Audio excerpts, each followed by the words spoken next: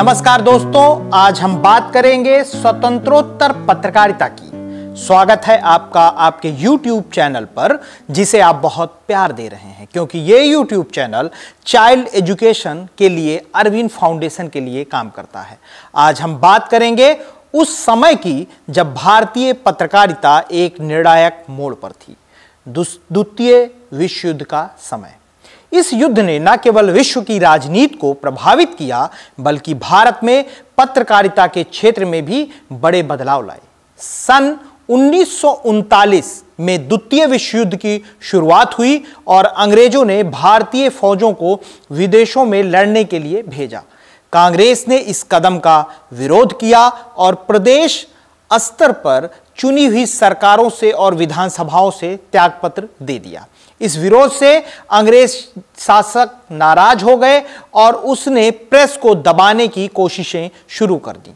Press अध्यादेश की इस दमनकारी नीति से भारतीय पत्रकारिता में गहरा आक्रोश पैदा हुआ।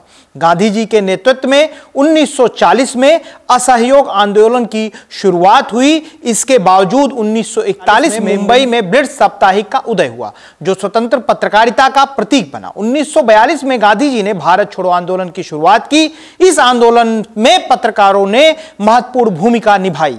इस संघर्ष के परिणाम स्वरूप 1947 में भारत आजाद हुआ और ब्रिटिश पत्रकारिता का भी अंत हो गया। अंग्रेजों के स्वामित्व वाले अखबार अब भारतीय उद्योगपतियों द्वारा खरीदे गए। 1947 के बाद पत्रकारों की दशा में सुधार होने लगा। 1952 में प्रेस कमीशन बनाया गया, जिसने पत्रकारों की नियुक्ति, वेतन और प्रोन्नति संबंधी नीतियां तैयार की।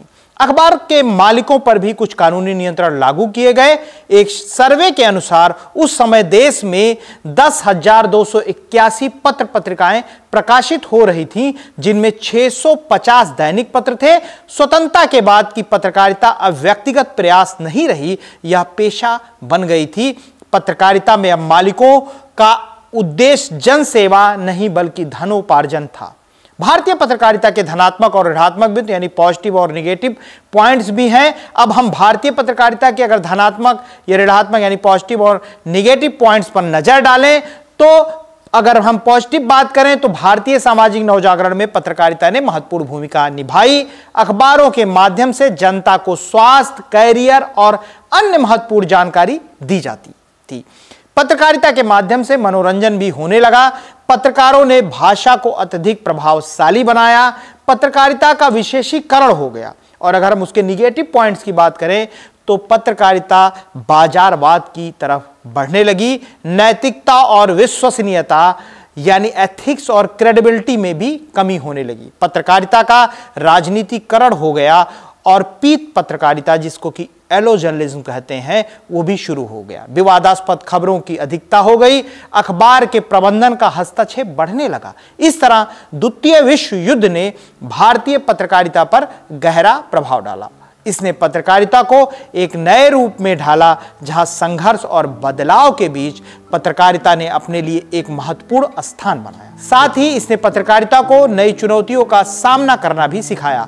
आपका धन्यवाद। यदि आपको यह वीडियो जानकारी पूर्ण लगा तो कृपया इसे लाइक और शेयर करें। हमारे चैनल को सब्सक्राइब करना ना भूलें, ताकि आप हमारी आगामी वीडियो को भी देख सकें। धन्यवाद।